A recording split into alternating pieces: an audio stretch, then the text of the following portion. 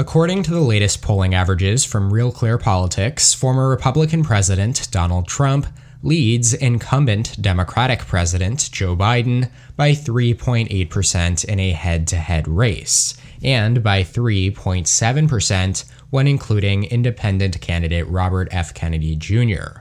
Although there is a long way to go before November, these numbers suggest that this 2024 election year has at least started out as a competitive race, with Trump slightly favored in the national popular vote. Now, poll interpretation itself is nuanced, especially when margins are this narrow. The polls included, and their averaging methods, can yield varying conclusions about who is winning or leading in a given race. That's why I prefer to use multiple different averages in my own predictions. For example, Decision Desk HQ/The Hill has Trump leading by 2.2%, and we can reasonably expect whenever 538's upcoming 2024 polling average comes out, it'll produce a slightly different margin as well. And with that in mind, the important takeaway from these polls when looking at them is not necessarily who is leading, or which candidate is up or down compared to the previous week, but rather that the election is close in the first place.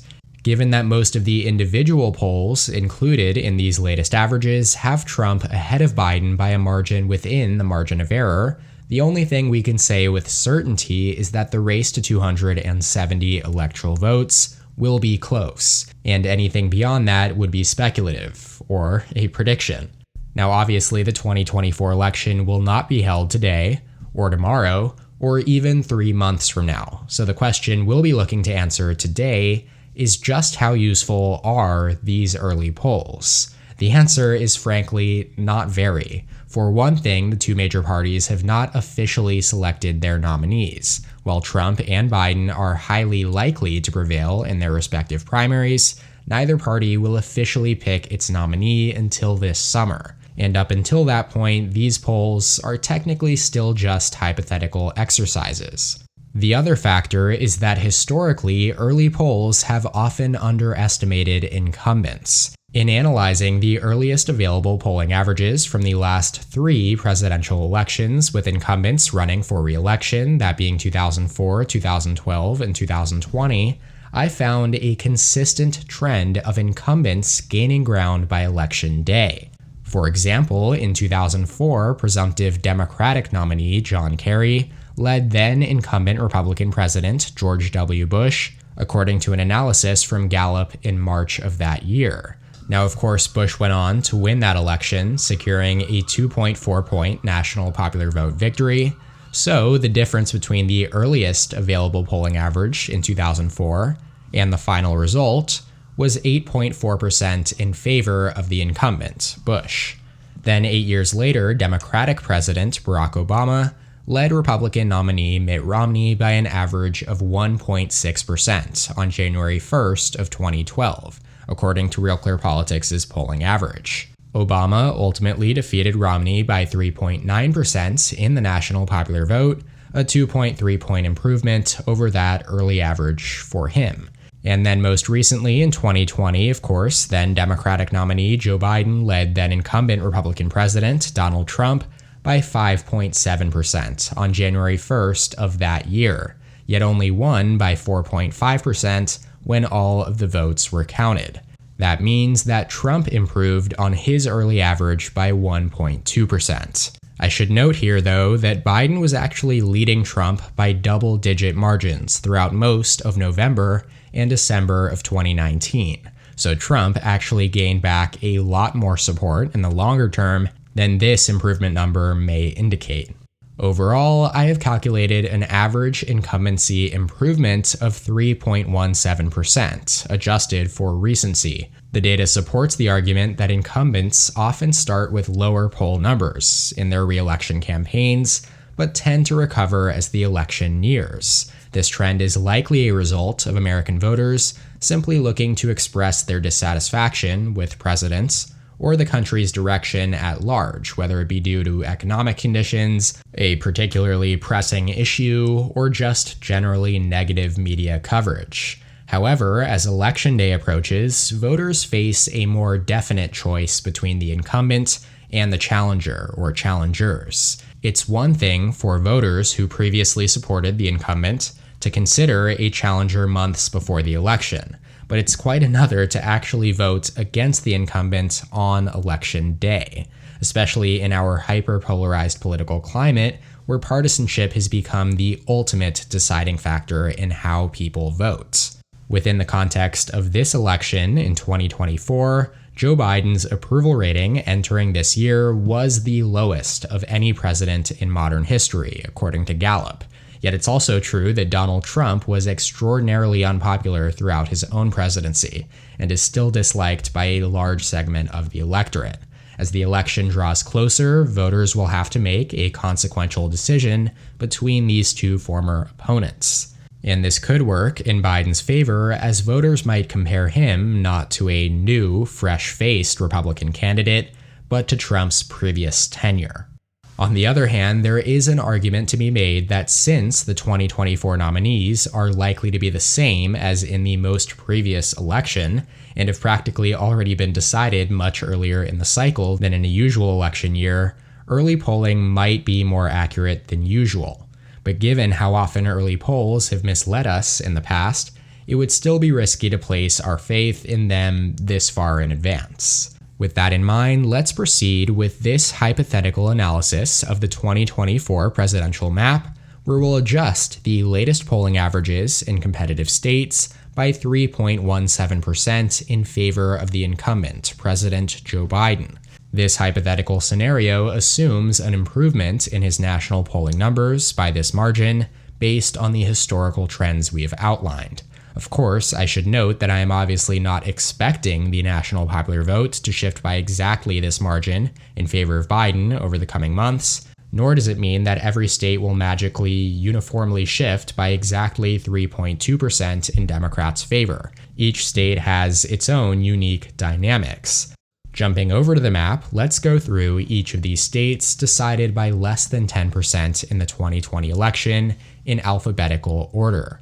Starting in Arizona, Biden leads Trump by 6.8%, according to 21 polls included in Decision Desk HQ/The Hill's polling average. Shifting that margin 3.2% toward the incumbent Joe Biden, Trump's lead would drop almost in half to 3.6%. Still, this would mean that Arizona occupies the lean Republican race rating. Lean states are those decided between 2 to 7%. Tilt states are between 0 to 2%, likely states between 7 to 12%, and safe states above 12%. Over in Florida, Trump is ahead of Biden by 9.1% in a weighted average of the 9 polls surveying this presidential contest. The incumbency shift for Biden decreases the margin to 5.9%, also placing it in the lean Republican column. Just to the north, in Georgia, another large Trump lead, Biden trails here by 7.6% based on 16 polls in the DDHQ average. That'll drop to 4.4%, making it lean Republican as well. That is a second state now that Biden won in 2020, along with Arizona, where he is now losing on this map, even with a 3-point boost. The next state is Iowa. Trump's lead is 10.9% in the Hawkeye state per the 7 polls in this race. Even a 3.2-point drop keeps this race in likely Republican territory at Trump plus 7.7. So after 4 straight Trump states to open up the video, we are finally going to go on a Biden streak here starting in Maine, where he leads Trump by just 1.1% according to Race to the White House. There are just 2 polls in this race, which is why there's no DDHQ average to pull from just yet, and we're using Race to the White House instead. But anyways, Biden's lead here with the incumbent shift would become D plus 4.3, and therefore Maine will lean in the Democratic column. Over in Minnesota, there's also no DDHQ average yet for this race, as there are not at least 5 polls surveying this contest just yet. Using Race to the White House instead, Biden's average lead is 3.5% based on just 3 polls. That'll jump up to 6.7%, still in lean Democratic territory though, just below 7%. Staying in the region, over in Michigan, we have our first flip of the video. Trump leads Biden by exactly 3.1%, based on 21 polls in Decision Desk HQ's average. That means with a 3.2% shift toward Biden, 3.17 to be exact, he would lead in Michigan by 0.1%. Obviously, a tilt Democrat margin. That does push Biden up to 237 electoral votes, ahead of Trump's 189 thus far, with 7 states to go. New Hampshire will make it 4 straight Biden wins, as the incumbent Democrat is leading Trump by 6.2% in an average of 8 polls. That'll shift from lean Dem to likely Dem at 9.5%. Shifting over to the West, Nevada is an interesting one. Trump's lead is exactly 3.2%, according to DDHQ, based on 15 polls surveying this contest, which means that technically speaking, with a 3.17% shift toward Biden, the margin in Nevada under this hypothetical scenario would drop all the way down to Trump plus 0.03, which means that it will just barely tilt Republican, though that's about as close to a toss-up as you can get in a video where I'm not even doing toss-ups. Back to the East Coast, though, in North Carolina, back into the Trump camp we go, as he leads by 8% based on 12 polls weighted by recency and bias.